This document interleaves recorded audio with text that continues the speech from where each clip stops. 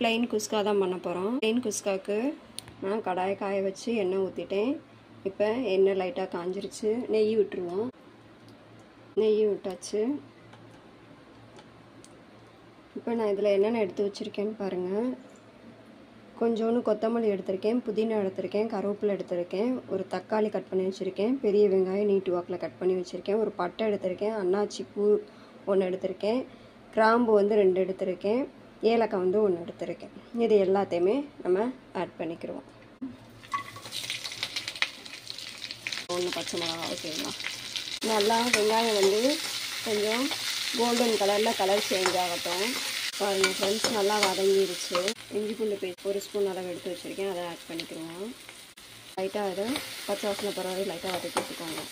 1 spoon அளவு நான் தயிர் எடுத்து வச்சுருக்கேன், தயிரை ஆட் பண்ணிக்கிறோம். தயிரை ஆட் பண்ணிவிட்டு லைட்டாக கிண்டிக்கணும். ஸ்பைசஸ் 1 ஸ்பூன் பிரியாணி பொடி எடுத்து வச்சுருக்கேன். அந்த 1/2 ஸ்பூன் அளவு காஷ்மீரி சில்லி பவுடர் தான் எடுத்திருக்கேன். இது காரம் இருக்காது, கலருக்காக. காரத்துக்கு நான் ஒரு பச்சை மிளகா போட்டேன். அதுக்காக உங்களுக்கு காரம் வேணும்னா நீங்கள் எக்ஸ்ட்ரா கூட போட்டுக்கோங்க. மசாலாவே நல்லா அப்படி இது பண்ணிக்கோங்க. ஒரு ஆளுக்கு செய்கிற மாதிரி தான் எடுத்திருக்கேன் குஸ்கா. உங்களுக்கு எத்தனை பேர்த்துக்கு வேணுமோ அந்த மாதிரி அளவு கரெக்டாக எடுத்துக்கோங்க. மெஷர்மெண்ட் 20 நிமிஷம் ஊற வச்சு வடித்து வச்சுருக்கேன். அந்த அரிசியை ஆட் பண்ணிடுவோம். எந்த அரிசினாலும் எடுத்துக்கோங்க, சாப்பாட்டு அரிசி இருந்தாலும் சரி, எந்த அரிசியாக இருந்தாலும். நான் சாப்பாட்டு அரிசி தான் எடுத்திருக்கேன். அரிசியெல்லாம் போட்டாச்சு. இப்படி அரிசி எல்லாமே அந்த மசாலா எல்லாமே மிக்ஸ் ஆகிற மாதிரி நல்லா அப்படி கிண்டி விட்டுக்கோங்க. பாருங்கள், 1 டம்ளர் 2 டம்ளர் அளவு எடுத்து வச்சுருக்கேன், அதை ஆட் பண்ணிடுவோம்.